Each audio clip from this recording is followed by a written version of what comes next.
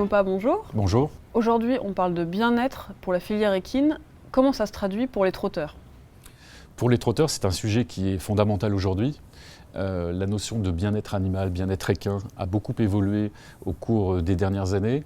Nous avons, nous, au niveau des courses, un système de protection du cheval, du bien-être du cheval déjà qui existe depuis de nombreuses années et qui est incarné par la lutte antidopage. Qu'est-ce que cela veut dire? Ça veut dire que nous considérons que les trotteurs sont des athlètes, qu'ils doivent être en bonne santé, et nous avons tout un programme de lutte contre le dopage, c'est-à-dire de lutte contre les manipulations qui pourraient être faites sur le cheval et qui, bien évidemment, ont un impact sur le bien-être du cheval et sa santé. C'est un programme qui est très développé, qui est très important. Il coûte à la filière hippique course plus de 10 millions d'euros par an. Juste quelques chiffres pour vous donner un peu l'impact que ça peut avoir. C'est plus de 17 000 contrôles que l'on fait chaque année, 17 000 prélèvements que nous faisons sur les chevaux au cours d'une année.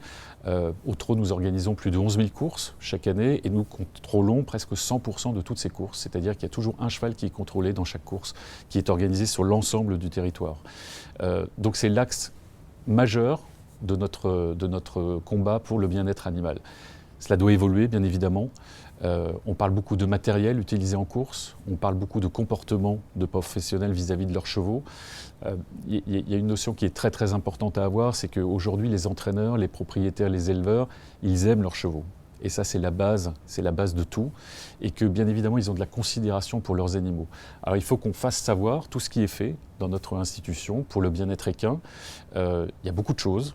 Les gens ne le savent pas forcément et donc c'est notre rôle aussi demain en termes de communication de faire savoir tout ce que l'on fait.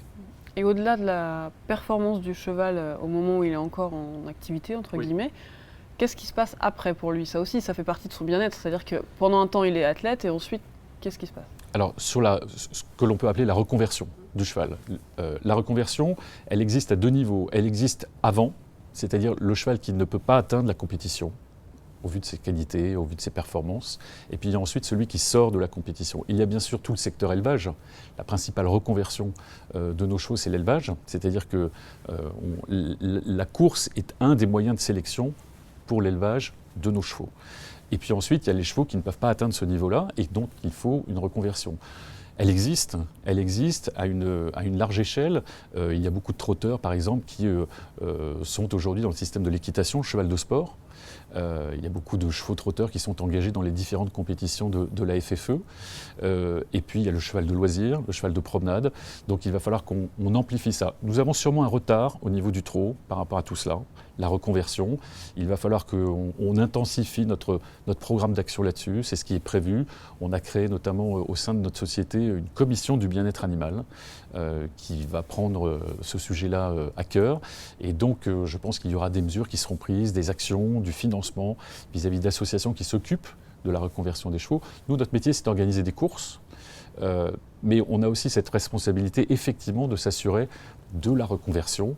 On n'a pas vocation à le faire nous-mêmes, peut-être, mais il y a des associations qui existent. Il va falloir s'appuyer sur ces associations demain. Vous évoquiez un retard. À quoi il est dû, en fait, ce retard? Ce retard, il est peut-être culturel.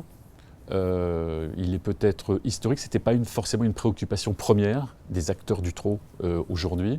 Ça le devient, les jeunes générations de professionnels aujourd'hui parlent beaucoup du bien-être animal, parlent beaucoup de ce sujet de la reconversion.